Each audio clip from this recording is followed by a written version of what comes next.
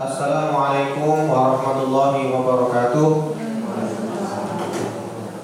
Alhamdulillahirabbil alamin. Asyhadu an la ilaha illallah wa asyhadu anna Muhammadar Rasulullah sallallahu alaihi wasallam wa ala alihi washabihi amma ba'd. Yang terhormat Bapak Kepala SMK Negeri 1 Karanganyar, Bapak Setiono SPD, yang kami hormati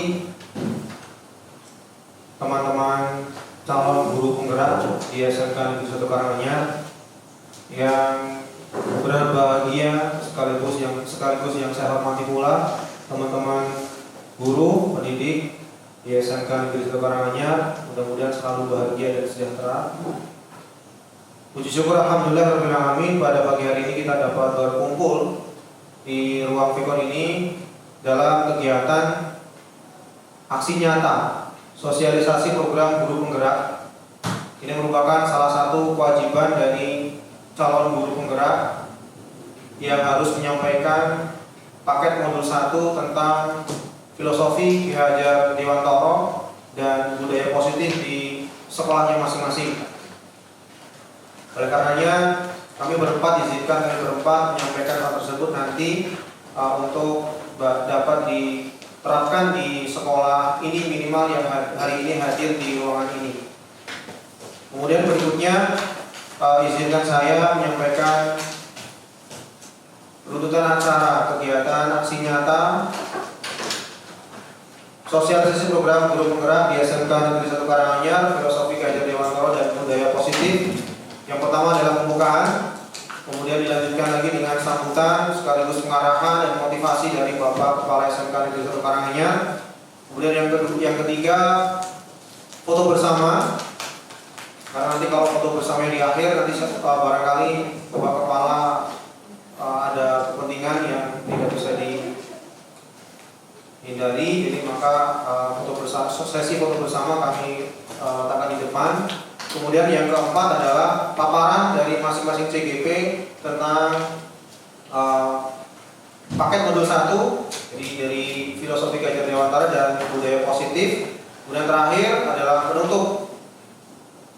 Untuk mengawali kegiatan kita pada pagi hari ini, mari kita bersama-sama mohon kepada Allah Subhanahu wa taala, Tuhan yang Maha Esa, mohon ridhonya, mohon keberkahan acara hari ini, semoga tuntas dengan baik, dengan sempurna, dan memberikan keberkahan bagi kita semuanya. Berdoa menurut agama dan kepercayaan kita masing-masing. Berdoa, silakan.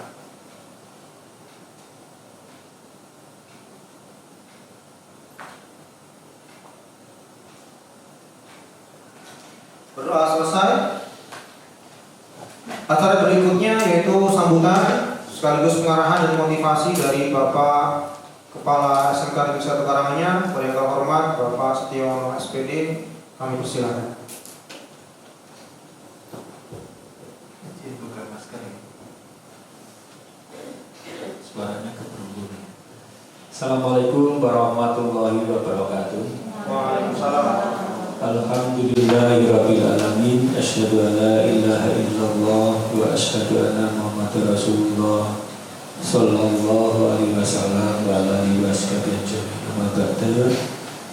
Yang kami hormati Bapak Ibu guru yang sekarang saat ini diundang sebagai menerima sosialisasi guru penggerak, dan yang berbahagia dan kami banggakan Bapak Ibu guru penggerak.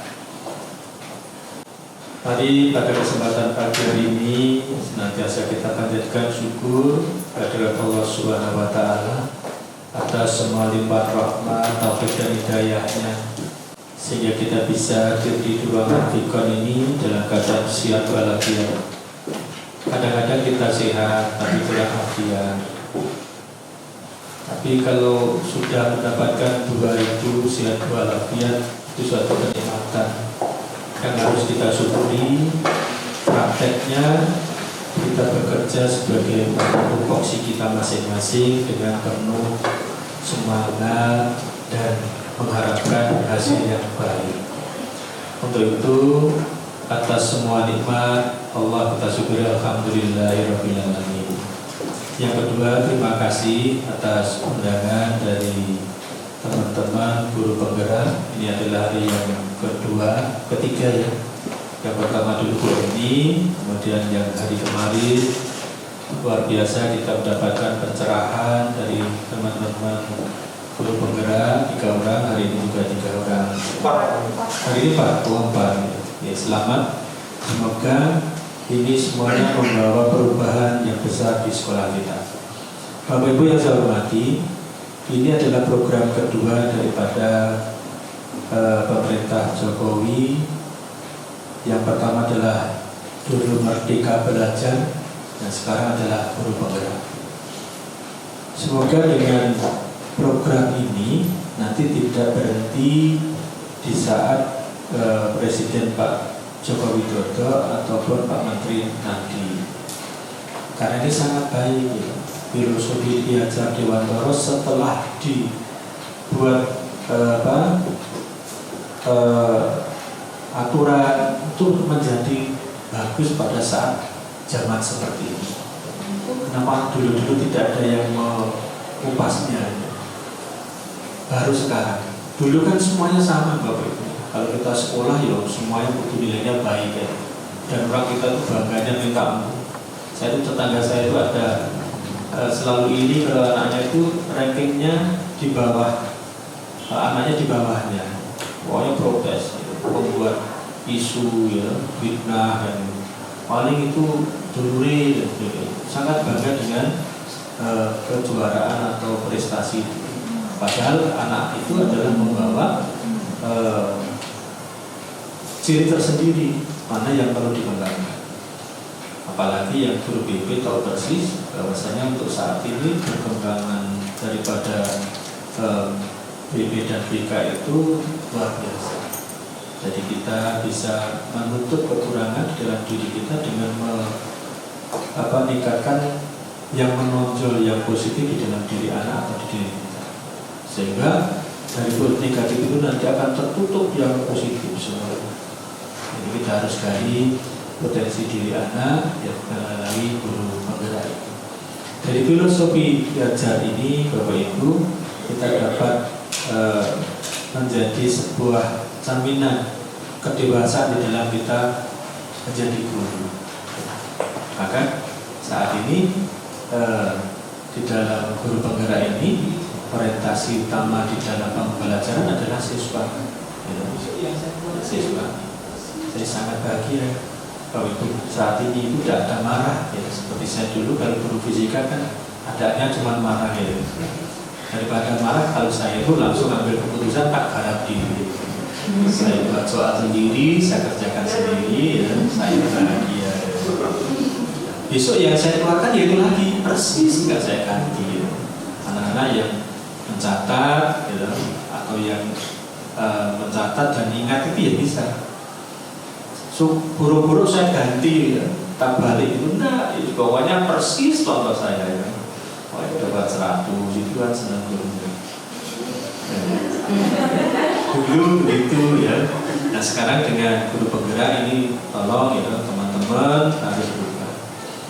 Dan saya mendapatkan satu kesaksian dari kepala sekolah SMP itu Pak guru penggerak itu habis waktunya hanya untuk mengerjakan tugas itu, lupa mengajar berkurang lagi Pak.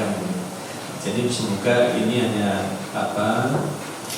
dari ketidaksenangan gitu, karena memang sangat banyak tugasnya. Satu modul saja berapa bulan ini Pak? 3 bulan. 3 bulan. Kalau saya bilang bisa dukung sepenuhnya Pak. Jadi isu yang di luar itu sibuk di depan laptop gitu, kemudian tidak mengajar. Salah di tempat kita tidak demikian. Sampai Pak Wil aja malah tugas yang lain malah istilahnya lebih diutamakan daripada yang penggerak. Kemarin nanti tidak mau bahas laporan ya. Itu jadi terima kasih teman-teman di SMK 1 Karanganyar 8 orang yang telah lolos menjadi guru penggerak. Ini sudah dimulai, jangan sampai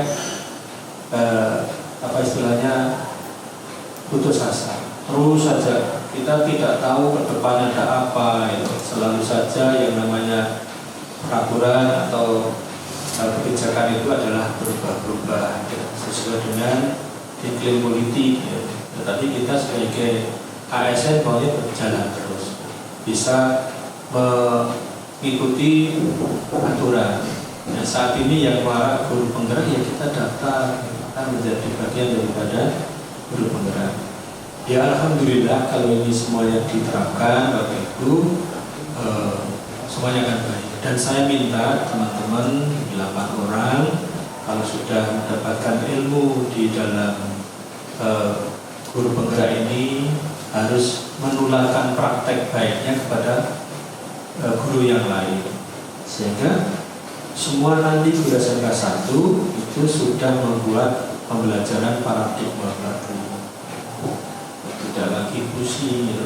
Hanya ada berapa Pak? Ya, kita mempelajari, kemudian anak-anak berdiskusi, kemudian menyampaikan, menyimpulkan, hanya gitu terus Pak ya. Jadi sebenarnya sama, ya. Hanya saja kalau kita yang mengambil peran itu semuanya, ya, yang menerangkan kita, yang mengerjakan kita, ya. Kemudian apresiasi apa saja kita, kan gitu ya. Nah, ini semuanya pada siswa. Dan saya lihat anak-anak SMK 1 ya, ini sudah dewasa betul ya. Hanya sekedar waktu longgar saja dia tebak-tebakan ya. Itu kan bagus, ini apa acara apa ini? Hanya tebak-tebakan apa isi waktu dihitung-hitung itu ya. Dengan guru ya, sama-sama dengan anak-anak guru menunggu jemputan ya, anak nggak tahu apa yang dikerjakan, bingung barangkali ya. Nah, itu satu bentuk kebersamaan dan juga penghargaan terhadap teman yang lain. Ini Bapak Ibu yang saya harapkan praktek baik yang bisa ditularkan kepada guru yang belum menjadi guru penggerak ini adalah sangat baik. Mohon nanti bisa dilakukan. Terus guru yang lain jangan sampai paling pegawai tidak. Semoga yang kita lakukan ini menjadi warna tersendiri di sekolah kita.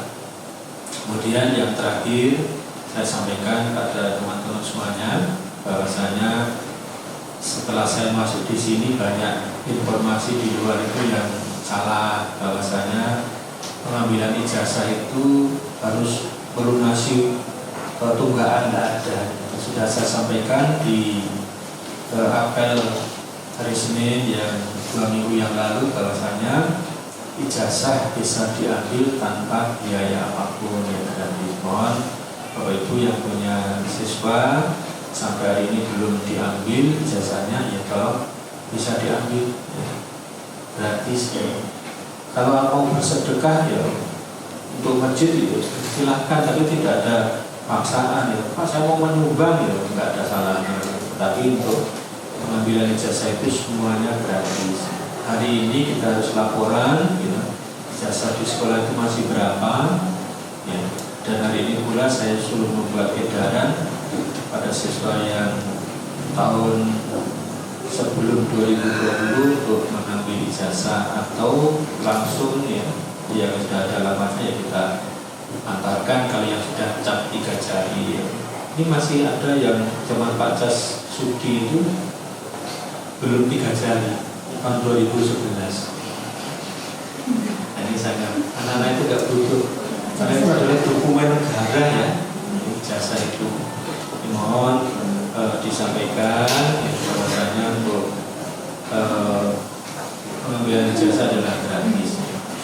Demikian Bapak Ibu, semoga kegiatan kita hari ini bisa lancar ya, karena ibadah kita jam 10 harus selesai ya.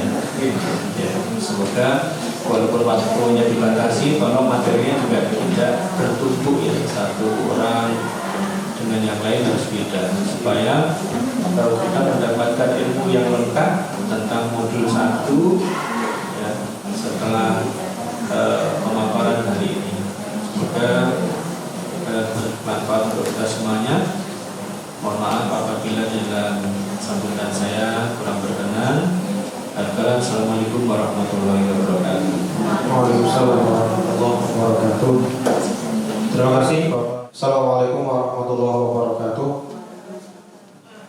Yang terhormat Bapak Kepala SMK Negeri 1 Karanganyar, yang terhormat teman-teman calon guru penggerak angkatan 4 Kabupaten Karanganyar di SMK Negeri 1 Karanganyar, yang kami hormati pula teman-teman guru didik di SMK Negeri 1 Karanganyar, sekalipun tidak semuanya hadir hari ini, tidak seluruhnya ya, karena jumlahnya banyak. Kami sebenarnya tuntutannya hanya 5, tapi ya, lebih banyak lebih baik sebenarnya. Dan ini seperti tadi yang disampaikan Pak Ria, sebenarnya sosialisasi ini akan lebih baik itu di semua guru itu dikumpulkan sebenarnya. Itu akan sangat baik sekali. Cuma mungkin karena waktu dan kegiatan Bapak Ibu guru yang lain juga begitu sibuk.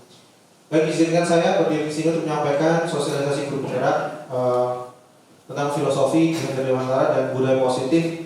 Nanti yang saya angkat tentang 5 kontrol, 5 fungsi kontrol dan kebutuhan dasar manusia.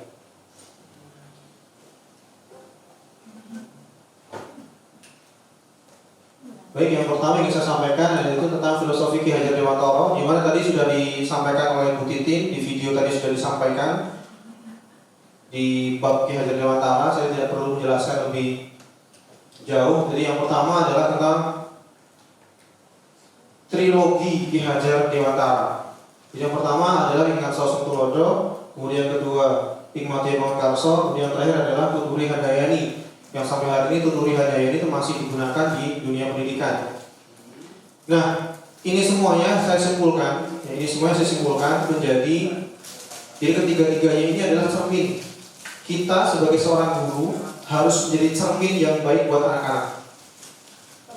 Saya ketika di guru penggerak, setiap kali ada presentasi kepada di depan teman-teman lewat lokakarya maupun lewat kegiatan presentasi di ruang kolaborasi, saya selalu menyampaikan bahwa kita guru itu adalah sebuah cermin untuk peserta didik kita. Di depan memberikan teladan, kemudian di tengah-tengah memberikan motivasi, kemudian yang di belakang kita memberikan dorongan. Jadi guru itu ya tiga-tiganya ini harus dimiliki. Trilogi KHD ini harus dimiliki oleh guru sekaligus juga siswa. Ya, sekaligus juga siswa. Jadi siswa yang baik itu pun akan menjadi cerminnya teman-temannya yang lainnya. Ya, kalaupun jadi biar nanti di bagian bagaimana pembangunan motivasi dari tengah ini nanti itu bisa dilakukan oleh peserta didik kita. Kemudian berikutnya, bagaimana kemudian kita bisa mewujudkan filosofi KHD tadi? Tadi kan sudah disampaikan oleh Bu Titin banyak hal, pendidikan yang berkebudayaan dan lain sebagainya. Terus bagaimana kemudian kita bisa mewujudkannya? Jadi yang pertama adalah kita guru itu harus bersifat sebagai among, sesuai dengan trilogi Ki Hajar Dewantara yang tadi saya sampaikan. Kemudian yang kedua, guru harus mau memberikan pembelajaran sesuai dengan kodrat alam dan zaman tadi sudah disampaikan lagi sebelumnya. Jadi anak-anak tuh punya kodratnya sendiri-sendiri. Kelasnya Pak Ria sudah ditanya, kalau saya di kelas 10 multimedia itu sebelum masuk ke kelas saya tanya dulu, kamu sobat cita-citamu dadi apa? Kowe ning multimedia iki ngopo to kok pilih ning multimedia, pengen dadi apa? Lalu kita sebagai guru kemudian tugasnya sebagai seorang penuntun. Kita tuntun anak itu, oh saya mau jadi seorang fotografer, kita tuntun. Dok, jadi fotografer itu seperti ini. Kita berikan masukan, berikan motivasi.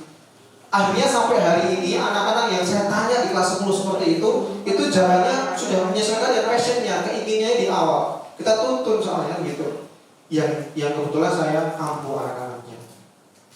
Termasuk ini mereka berdua ini. Contohnya sampelnya mereka berdua.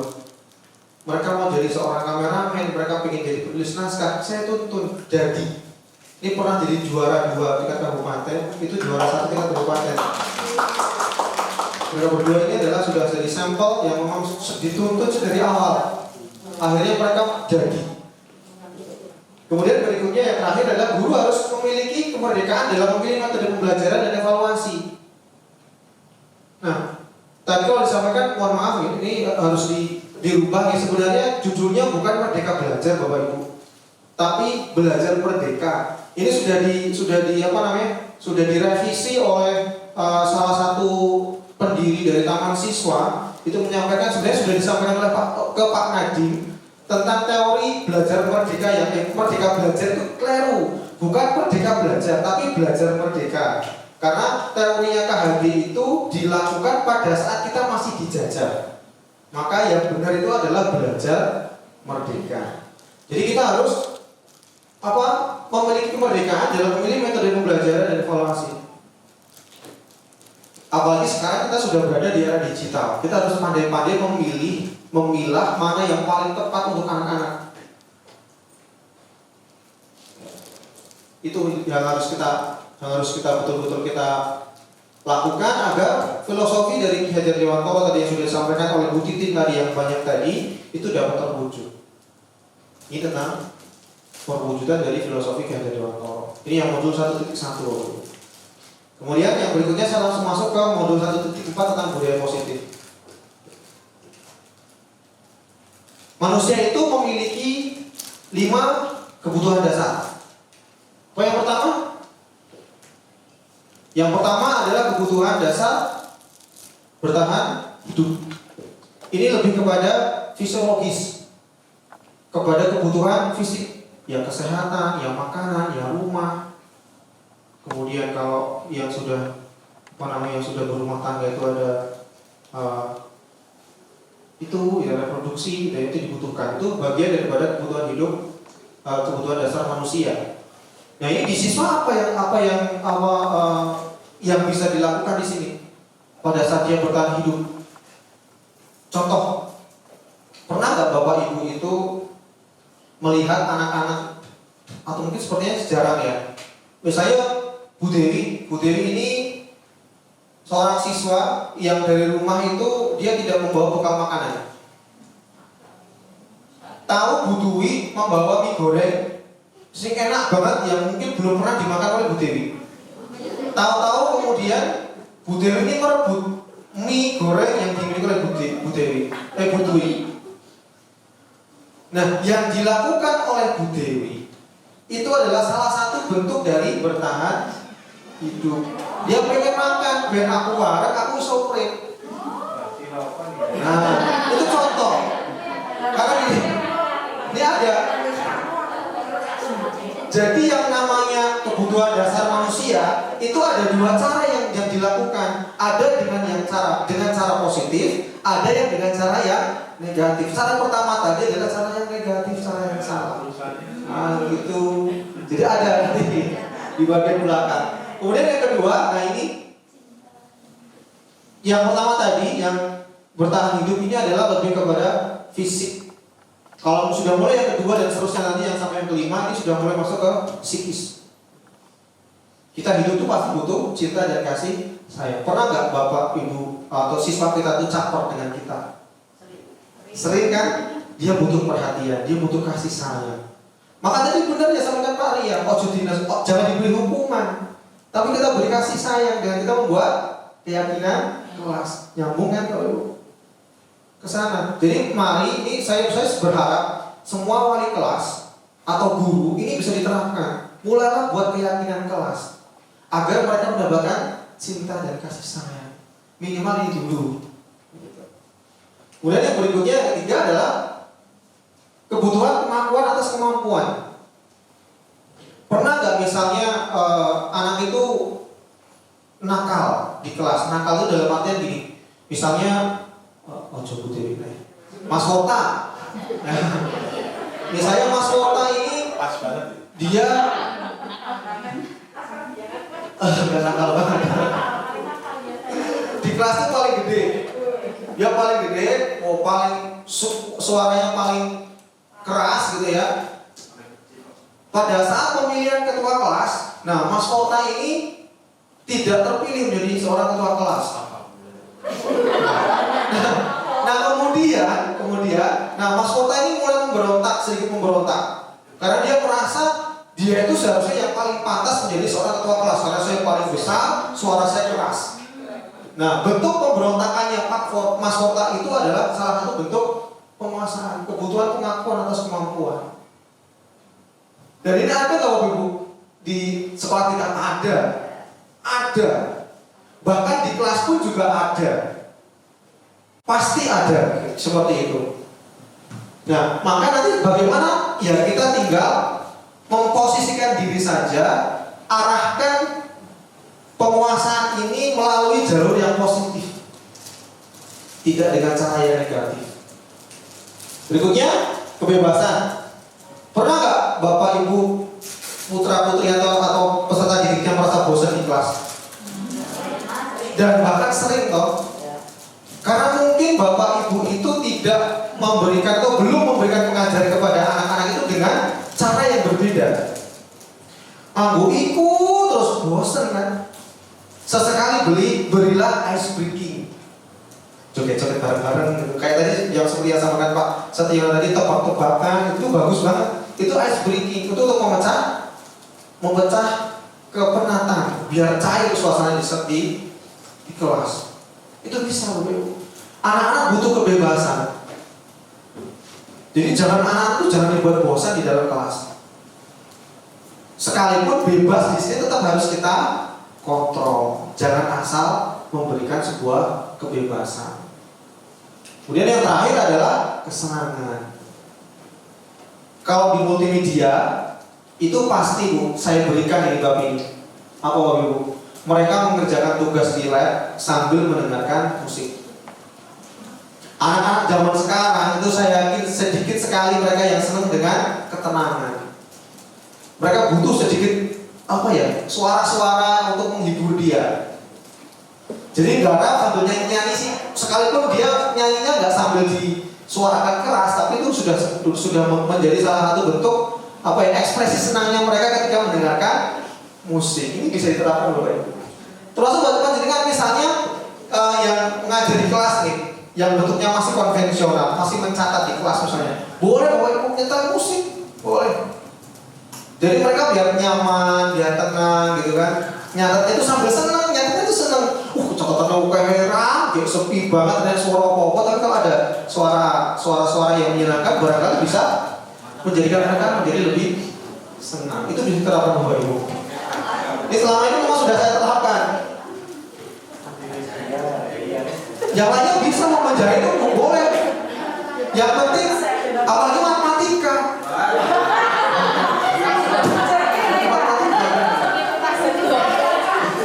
Saya sempat menyampaikan di kelas Bapak Ibu. Ciri kalau kalian itu pengen bisa, maka senang dan cintailah pelajarannya. Ini menurut saya berikan contoh ini real di multimedia. Multimedia selama pandemi itu 0 pupil keterampilannya. Tapi setelah 3 minggu diteteris berjalan 3 minggu, kemampuannya anak sudah di atas rata-rata. Karena mereka dituntun untuk senang. Dituntun mereka. Dituntun, ayo kamu bisa ini. Ayo kamu bisa ini. Ayo sebisamu. Jangan dipaksakan untuk bisa, tapi sebisamu. Nanti kalau nggak bisa silakan bertanya, akan kami tuntun. Dan saya sampaikan, kalau kamu pengen bisa matematika, cintai matematika. Ini kau yang wis ora seneng karo matematika, bosok teko sok mbek ora bakal iso matematika. Bijimu guru 4, 3, 5 guru terus.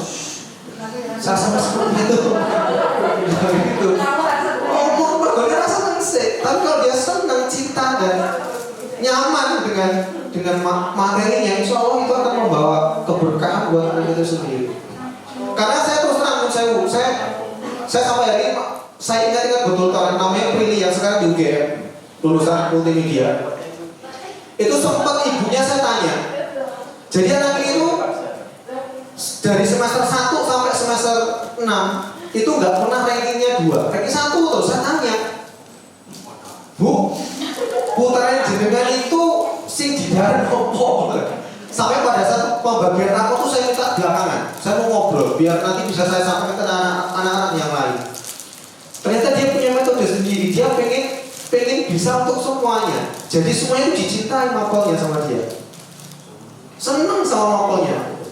Bahkan sampai saya Pak Walid itu bingung ngasih nilai. Pak Walid itu sempat bilang sama saya matematika. Sampai bingung mau ngasih nilai. Karena nilai matematika 100 terus. Itu terus dicinta kayak piro gitu. Sampai-sampai pernah Pak Andi itu mau masuk ke kelasnya si anak ini takut. Karena anak ini Pak Adi kalau pintar sama anak ini, aku tidak formulasi Friendly gitu kan gitu. Sempat ngomong sama saya seperti itu. Nah itu luar biasa sekali. Ini bagian daripada apa namanya yang sudah pernah terjadi di multimedia, maka bisa diterapkan.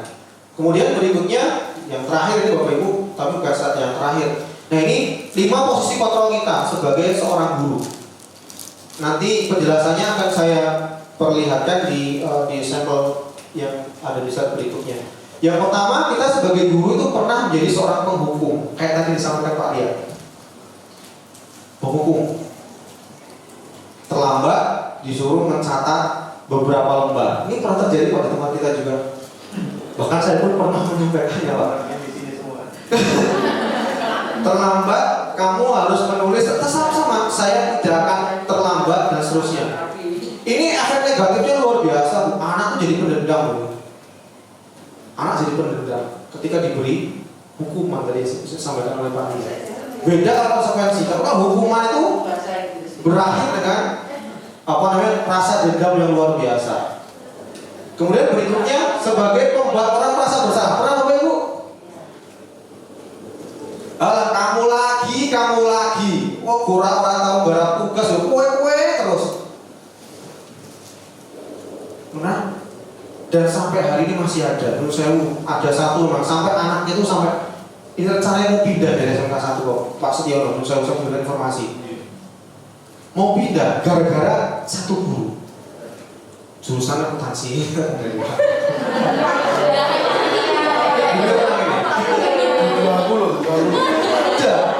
Mau pindah gara-gara satu, nggak nyaman dia, merasa di pojokan terus, dia terus. Ini di sini posisinya. Dia sebagai seorang pembuat merasa bersalah. Kemudian teman, pernah nggak Bapak Ibu memposisikan diri sebagai temannya anak-anak, duduk bareng, ngobrol bareng gitu ya? Terus pernah minta tolong, boyo toh, ini buat bapak aja tolong. Kamu buatkan ini gitu misalnya. Kan pernah dilakukan ya, memposisikan diri sebagai seorang teman. Kemudian yang berikutnya memposisikan diri sebagai monitor atau pemantau. Ya kita memantau terus perkembangannya anak. Terus yang terakhir ini yang diinginkan dari posisi kontrol kita sebagai seorang guru itu harus sebagai seorang manajer. Manajer itu kita tidak mengontrol anak, tapi kita mengajari anak untuk mengontrol mereka, mengontrol diri mereka. Ini manajer. Selama ini kita tuh berada di posisi penghukum dan membuat orang merasa bersalah. Yang teman ini sangat sedikit sekali. Karena rata-rata kita sebagai seorang guru membatasi diri untuk dekat dengan anak-anak. Menurut saya pada saat Pak Cas itu di demo, Pak Cas itu langsung kontak ke saya, Mas, jenengan ampun macam-macam. Jenengan itu masih baru di sini, orang rasa menggerakkan anak untuk berbuat yang enggak. Dikira saya yang menggerakkan anak multimedia yang membuat itu. Saya kok yang dikira, karena saking dekatnya Pak Cas itu tahu saya dekat sekali dengan anak. Sampai saya disepertikan 2 kali. Saya tanya sama teman-teman yang ada tuh nggak ada satupun yang di SMS begitu sama Pak Cas. Padahal kurang ngerti opo-opo, kode-kode melu rapat yang gue tahu-tahu ada demo. Itu dulu seperti itu, misalnya baru saya ceritakan ini. Itu pernah terjadi seperti itu. Karena saya memposisikan yang sekarang sering saya lakukan, saya memposisikan diri sebagai seorang teman. Tapi begitu saya belajar guru penggerak, saya harus menjadi seorang manajer. Karena manajer ini dia bisa memposisikan sebagai teman maupun pemantau. Nah di sini akan saya jelaskan Bapak Ibu. Nih ya, contoh yang berikutnya. Terlambat lagi, pasti terlambat lagi. Selalu datang terlambat. Kapan bisa datang tepat waktu? Tepat waktu. Ini kita sebagai seorang penghukum Bapak Ibu. Lalu berikutnya, Adi, kamu bagaimana ya? Kamu sudah berjanji dengan ibu tidak akan terlambat lagi. Kamu kenapa ya senang sekali mengecewakan ibu? Ibu benar-benar kecewa sekali.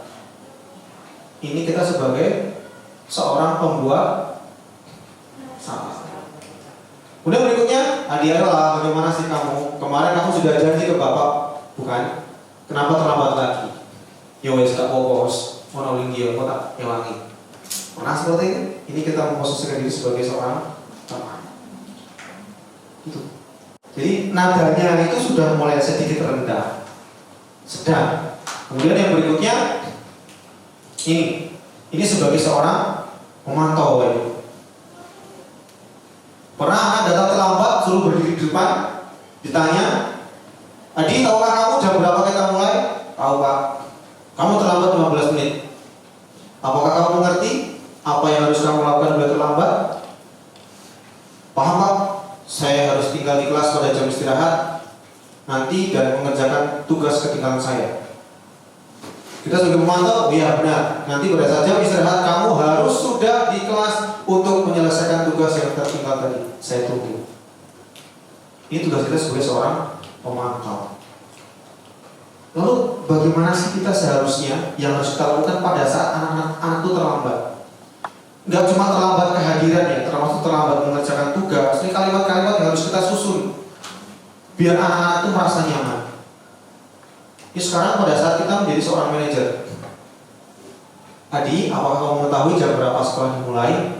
Tahu Pak, jam 7. Ini kita lakukan pada saat kita melakukan menerapkan segitiga restitusi nanti yang akan disampaikan oleh Bu Yuni. Duduk dulu, ngobrol, tidak begini ya. Anak duduk kita berdiri seperti ini, apalagi sambil nunjuk-nunjuk begini kan itu sudah bagian daripada melecehkan, tidak menghargai. Nah di sini, iya. Jadi kamu terlambat. Kira-kira bagaimana kamu akan memperbaiki masalah ini? Ini yang sering menurut saya yang sering terjadi itu pada saat kita rapor itu loh. Tugas-tugasnya anak begitu banyak yang belum terselesaikan. Kemudian apa yang kita lakukan? Kita memberikan nilai yang tidak semestinya kita berikan sebenarnya. Nah itu sering sekali terjadi. Nah seharusnya di sini ada satu kalimat yang indah sebenarnya. Saya bisa menanyakan teman saya Pak untuk mengejar tugas saya yang tertinggal. Tinggal kalimat kita menyusunnya. Kalimat kita tuh kenyamanan dalam kita menyusun kalimat. Baik itu bisa dilakukan. Apakah besok akan ada masalah kamu agar bisa hadir tepat waktu pada sekolah? Tidak Pak. Saya bisa hadir tepat waktu. Baik, saya hargai usahamu untuk memperbaiki. Kalimat-kalimat seperti itu harus dipahami betul. Jadi pada saat kita memberikan sebuah statement kepada anak harus dipahami betul agar anak bisa menjadi merasa lebih nyaman. Dan terakhir kesimpulannya, tujuan terakhir dari 5 posisi kontrol adalah seorang guru pencapaian posisi manajer. Jadi posisi kita sebagai seorang manajer, di mana di posisi inilah murid dapat menjadi pribadi yang mandiri, merdeka dan bertanggung jawab atas segala perilaku dan sikapnya. Kalau penghukum tadi kan jelas bisa dendam, kemudian merasa bersalah juga begitu anak jadi bisa depresi loh. Apa-apa salah sedikit-sedikit salah, sedikit-sedikit salah begitu. Yang pada akhirnya dapat menciptakan lingkungan yang positif, nyaman dan aman. Jadi mari Bapak Ibu, saya mengajak diri saya pribadi, kita ubah mindset kita dalam memposisikan kontrol kita terhadap peserta didik kita. Posisikan diri kita sebagai seorang manajer, jangan sebagai seorang penghukum, pembuat merasa bersalah, kemudian memantau, kemudian teman, kemudian memantau, atau yang terakhir adalah yang harus kita lakukan, yang harus kita terapkan betul adalah posisi kita sebagai seorang manajer. Jadi tidak mengontrol siswa, tapi kita mengajari, menuntut siswa untuk bisa mengontrol dirinya dengan sebaik-baiknya. Demikian Bapak Ibu yang dapat saya sampaikan. Mohon maaf bila banyak salah kata maupun salah ucap. Jadi untuk presentasi saya cukupkan sampai di sini. Insya Allah tidak ada pertanyaan karena jam 10 nanti harus RAT. Ini masih ada 30 menit lagi untuk Bu Yuni untuk bisa menyampaikan apa yang harus disampaikan pada pertemuan di pagi hari ini. Mohon maaf dan terima kasih atas perhatiannya. Assalamualaikum warahmatullahi wabarakatuh. Alhamdulillahirrahmanirrahim. Akhirnya dari 4 narasumber yang sudah memberikan paparannya kepada kita semuanya selesai sudah. Maka acara ini kami tutup.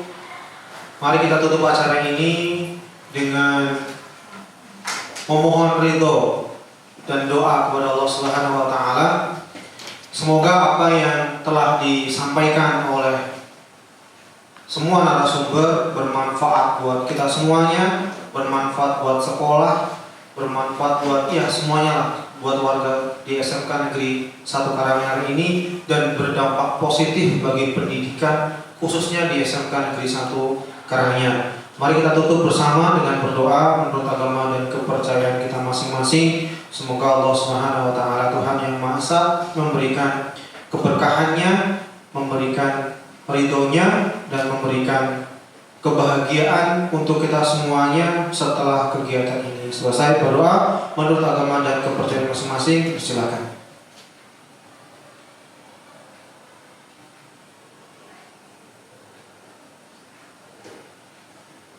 Berdoa selesai. Terima kasih atas waktu dan kerjasamanya dan kehadirannya di kegiatan sosialisasi hari ini. Saya selaku pembawa acara sekaligus moderator mohon maaf bila ada salah kata dan salah ucap. Sekali lagi mohon maaf dan terima kasih yang sebanyak-banyaknya atas kerjasamanya. Kami akhiri, kami tutup. Assalamualaikum warahmatullahi wabarakatuh.